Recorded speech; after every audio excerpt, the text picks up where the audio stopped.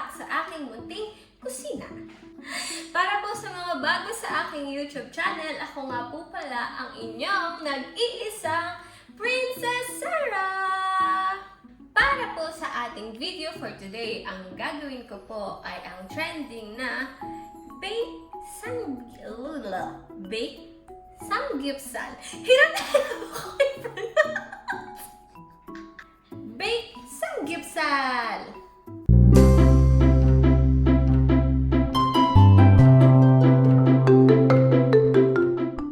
So mga kapachams, ang una po nating ipiprepare ay yung itlog.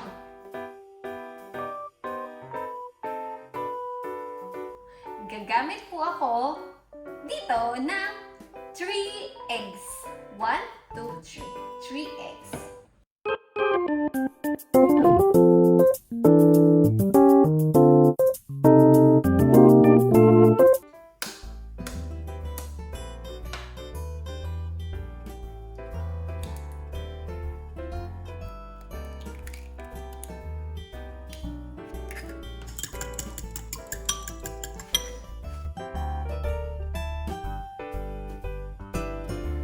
Lagyan mo lang ng konting salt.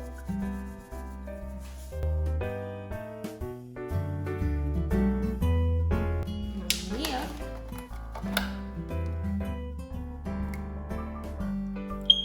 And cheese.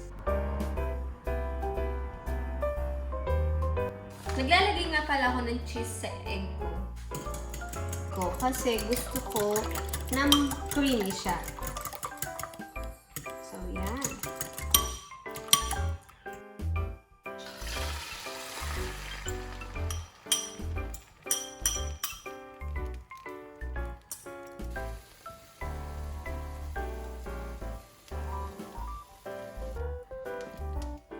Malinis po ang aking kamay.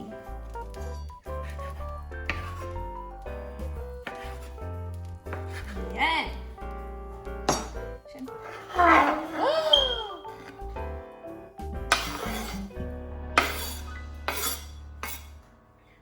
Ang sunod is onion.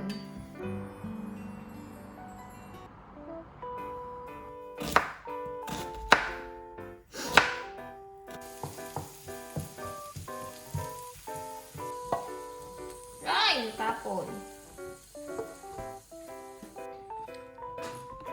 And then, next is yung ating spinach.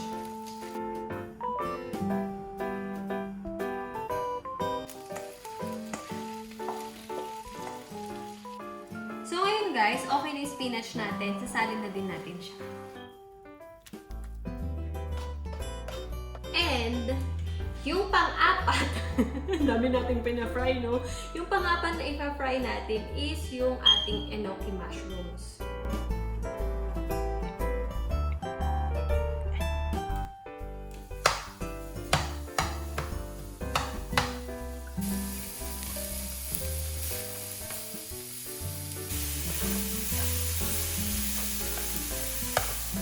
And, ang huli, totoo guys, ito na yung huling ipiprito. Ang huli nating ipa-fry is yung ating pork belly.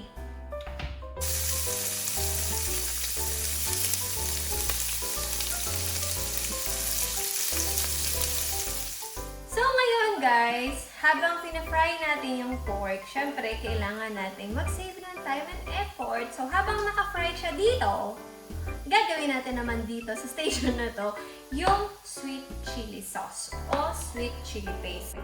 So, simulan na natin yung chili paste natin. Una is 1 tablespoon ng sweet chili paste. Tama, sweet chili paste. So, una, akala ko kasi ko na naman nasabi ko. So, una, kailangan natin 1 tablespoon ng red pepper paste.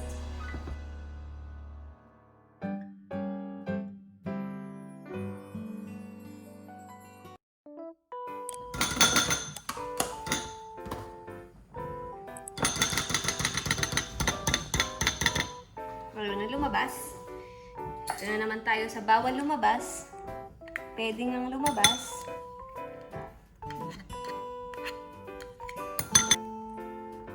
Tapos, 3 tablespoon ng banana ketchup or tomato ketchup or kahit na anong ketchup.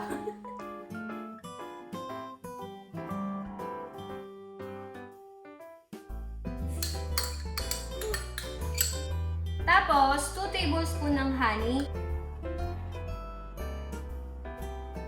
Kung wala kayong honey, okay lang. Sugar, pwede na.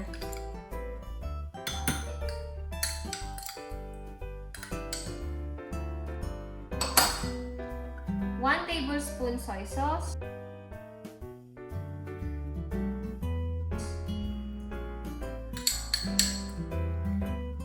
And 1 tablespoon sesame oil.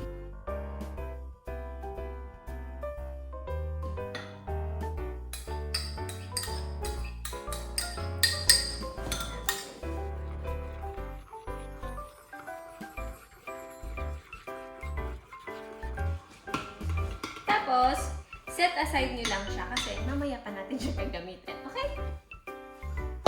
Ouch! Okay.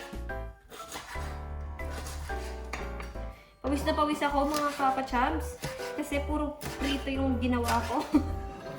Yan. Then,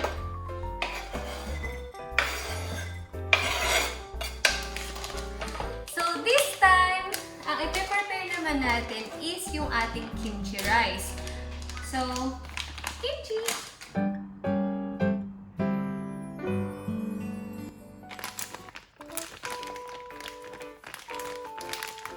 So, gupit-gupit din na lang natin siya. Kasi maliliit naman na siya eh. Excited na ako sa kalalabasan kasi sobrang gutom na din ako. Kaya sa mga mahihilig mag-samgyupsal dyan, try nyo din to mga kapachams! Dapat meron tayong maliit na tong. Pero, dahil naubos na yung pera natin sa bike, wala tayong pabiling tong. So ngayon, gagawin na natin yung kimchi rice.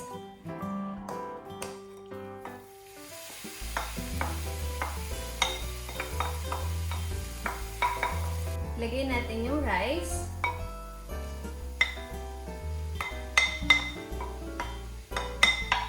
Three cups of rice.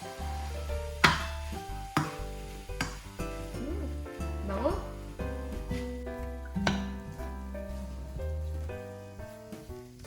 Maglalagay tayo ng 1 tablespoon ulit ng ating red pepper paste.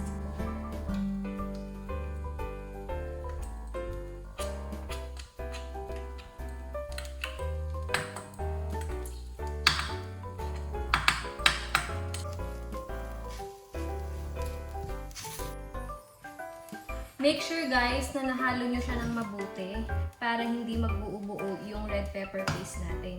Optional lang to kung gusto nyo magdagdag ng soy sauce. So, maglagay lang ako ng 1 tablespoon ng soy sauce.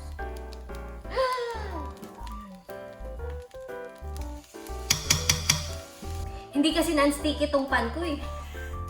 Sticky pan. Perfect! Hi! Pawis na pawis ako, as you can see guys, kasi nga puro prito yung ating pinagagawa for today. So, ipiprepare na natin siya, isa-set na natin siya sa ating baking tray.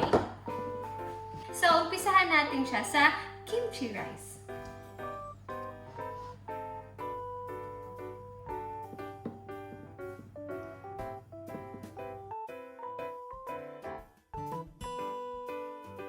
Ang sunod natin na ilalagay is yung ating egg.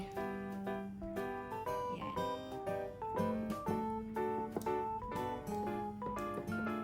Then yung ating spinach.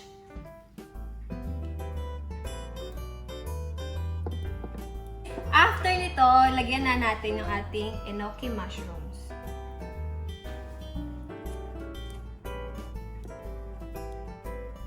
Saktong-sakto. And yung ating onion. Daming toppings, no? Yan. Syempre, huwag nating kalilimutan ng ating mamoy.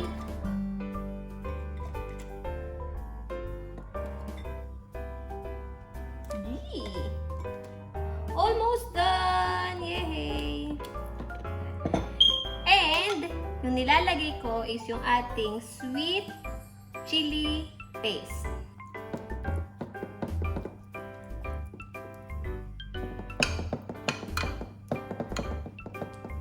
And cheese!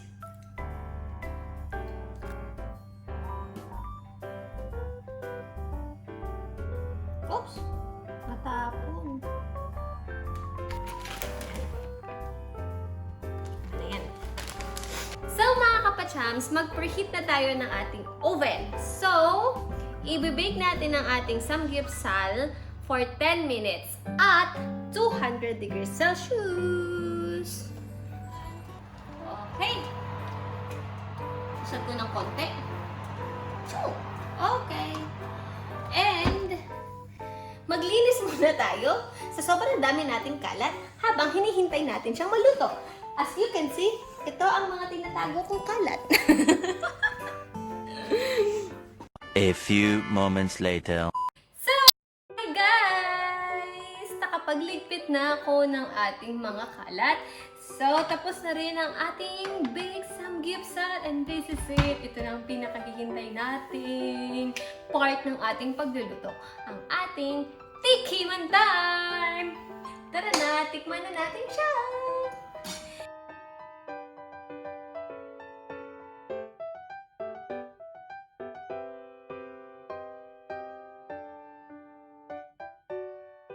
So, kuha ka ng lettuce. Kuha ka ng roasted.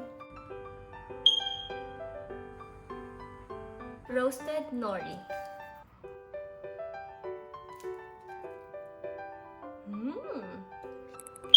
Tikman na natin to.